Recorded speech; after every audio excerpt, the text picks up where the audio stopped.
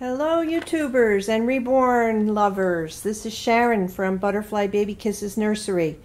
I have been trying to do this video all day and the lighting has not been cooperating. So I hope this time, the third time is the charm. I wanted to give you a little tutorial quickly on how I paint my Reborns. I use air dry paints mixed with distilled water and a matting medium.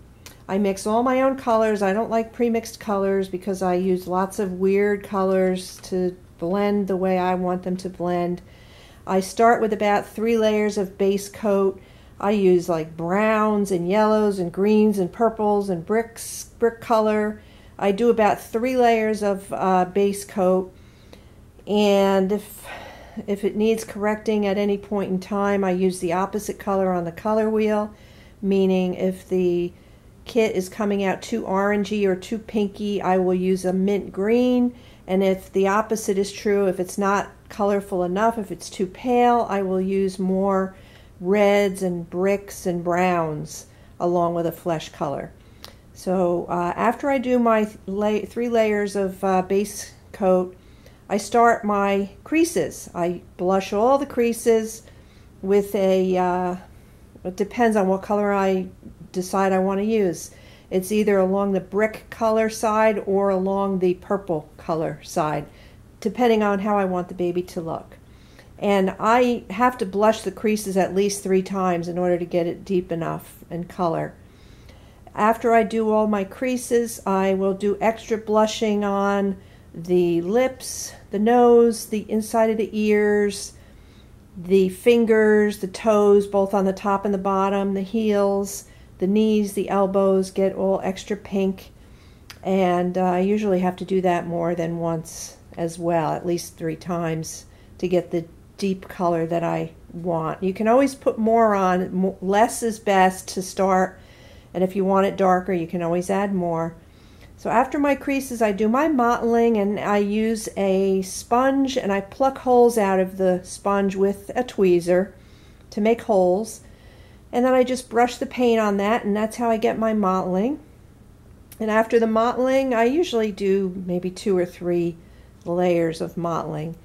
And then I do my veins, and I use blue and I add green. I add green along with the blue because if you look at your own veins, they're not completely blue. They are a turquoisey color. So after the veins, I will also do some more detailing. I put blue on the bridge of the nose, in between the eyes. I put blue on the sides of the nose, like on the inner portion of the cheeks.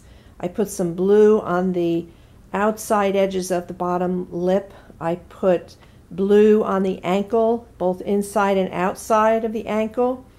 And then I will put purple on top of the foot and on top of the hand. I will put purple on the eyelids. And I also use a little dab, very light yellow, on the bulb of the nose. And I usually do not open the nose. I use a brown paint on the inside of the nostrils to give it depth. And finally, when I am done painting the eyebrows and painting the hair, I will do a final sealing coat of matte varnish, and then I will micro root the eyelashes and glue them on the inside.